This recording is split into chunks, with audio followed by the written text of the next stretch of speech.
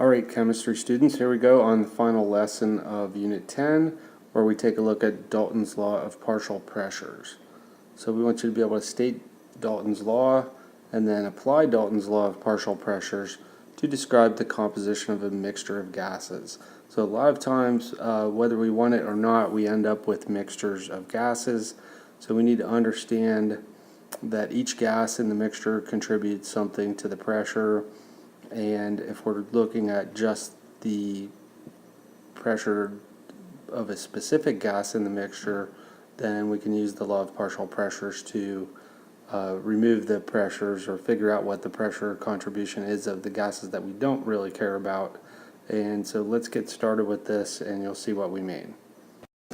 Alright, so Dalton's law of partial pressures. It's for any mixture of gases in a container, the total pressure of the gas is equal to the sum of the pressures each gas would exert on its own. So Mr. Ferguson, if you'd be so kind as to walk us through this. So we have three different containers. Each has a volume of 1 liter. Container A I wrote in red, and the calculation's in red. B's blue, C's black. But in container A we have a half a mole of hydrogen gas. Container B we have 0.3 moles of nitrogen, and in container C we have 0.2 moles of O2, which adds up to a total of 1 mole of gas. So let's say that all three of those gases were going to be put into one box that had a volume of 1 liter, and we want to know what the final pressure is going to be. Well, according to this law, if we just find the pressure that each gas exerts on its own, that should equal the total pressure of the gas. So I just picked 273 standard temperature as the condition, and I used the ideal gas law, solved for pressure, and I came over and I worked it out for hydrogen here. And I got lazy because I was cramped on space. I did not put units in, so don't do as I do. Do as I say, always put the units in. But for hydrogen, what we've got is a half a mole of hydrogen would give us a pressure of 11.2 atmospheres. Taking our 0.3 moles of nitrogen, coming over here in the same ideal gas law equation, we get 6.7 atmospheres. Doing the same thing for the 0.2 moles of O2, we get 4.5 atmospheres, which when we add it up gives us 22.4 atmospheres of pressure. So now let's take the total amount of gas particles, 1 mole, substitute that into P equals nRT divided by V. That's this calculation. And when you take 1 mole times the ideal gas constant times the temperature divided by the volume of 1 liter, lo and behold, you get the same pressure, 22.4 atmospheres.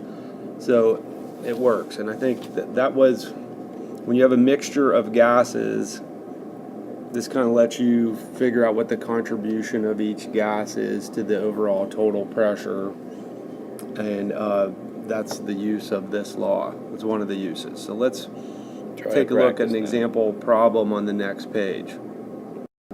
So what this showed us in the last slide is that the pressure of a gas exerts is determined by the number of particles in the gas and not by the type of the particle in the gas. And this goes back to the kinetic molecular theory with ideal gases. All these gases are considered to be massless points in space, and they have volumeless points. They have that's mass, right. But volumeless points in space, and have no attraction for each other. So that pretty much takes away any type of consideration of what the molecule is, and leads it completely up to just being like little bouncy balls, which this does actually support.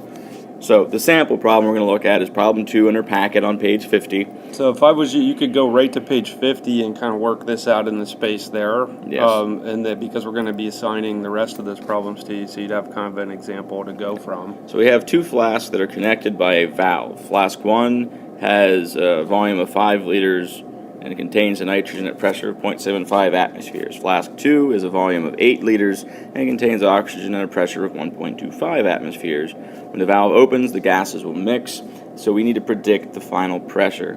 So like the last time, we're going to choose what type of gas law we can use. Last time we were given a volume, temperature, and number of moles, so we could find the pressures. This time we're only given a pressure and a volume. So this means we'd have to use Boyle's law. So if we solve each individual side, So let's look at nitrogen as one thing. So we would have to solve the Boyle's Law equation. We have the initial set of nitrogen, which is 5 liters and 0.75. So this is our V1 and P1. And then we have the second set of conditions. We have to solve for the new pressure, but we know what the total volume is because we're adding the 5 and the 8 together to get V2. So we'd have 13 for our second volume. So let's plug this into Boyle's Law.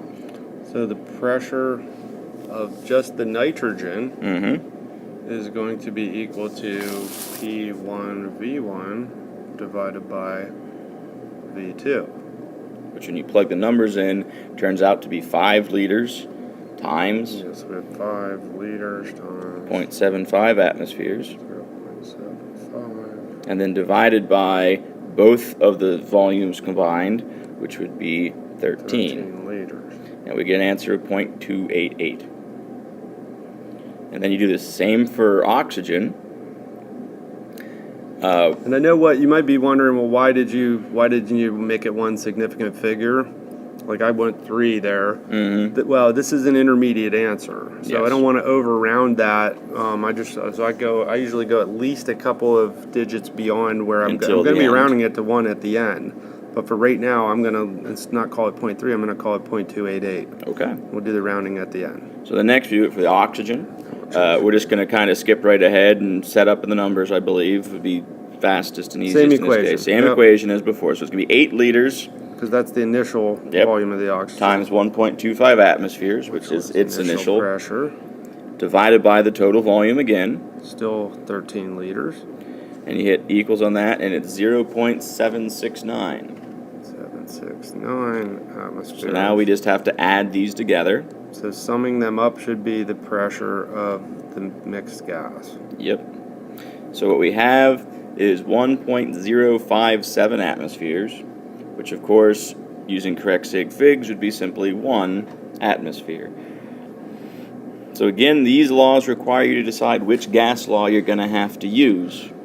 We can use any of the gas laws potentially. Anyone that has pressure. We can get pressure right out of. So that's we're going to pick out another example problem and show you in one more, I think, on the next slide. So one of the ways that partial pressure gets used is a lot of times we collect gases in the lab over water, like we did with the butane lighter lab. So you bubble the gas up through water and collect it in some kind of graduated cylinder or tube. Unfortunately, water ends up becoming part of the gas mixture then because water evaporates even at lower temperatures. So we use the partial pressure idea to kind of account and subtract out the contribution of water to the pressure. So here's a sample problem. We've got 82.5 milliliters of methane that we collected over water. The atmospheric pressure was measured at 755 millimeters of mercury.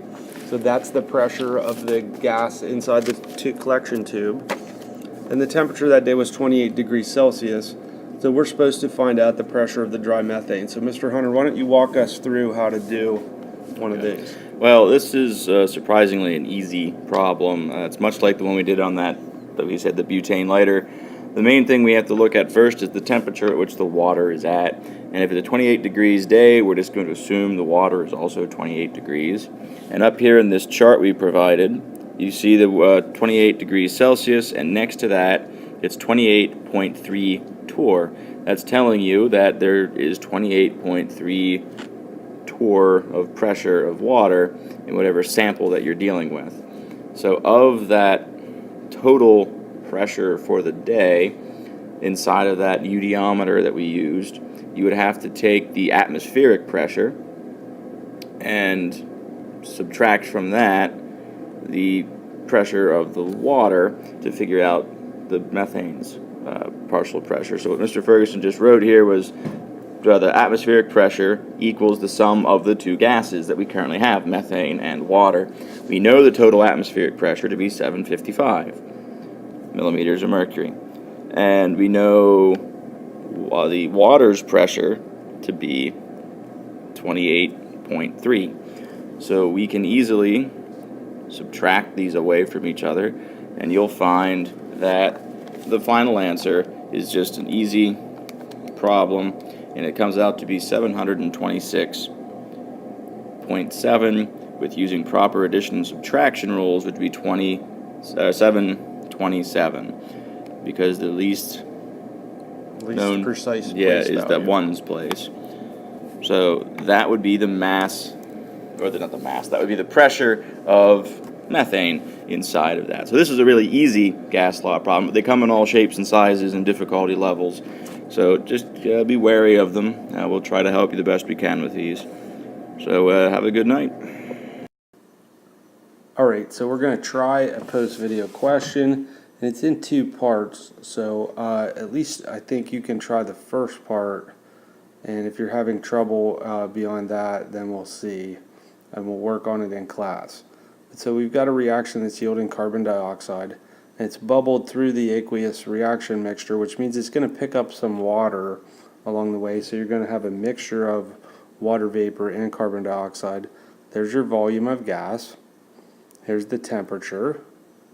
So since it's a eudiometer, which is kind of an upside down tube in water, what we're going to know for sure is that the pressure inside the tube is going to be equal to the atmospheric pressure. Here's the atmospheric pressure. And so here's the two questions. First, determine the partial pressure of carbon dioxide. Then, the number of moles of carbon dioxide in the container. I've supplied you with a chart that's going to tell you the pressure, the partial pressure of water at various temperatures.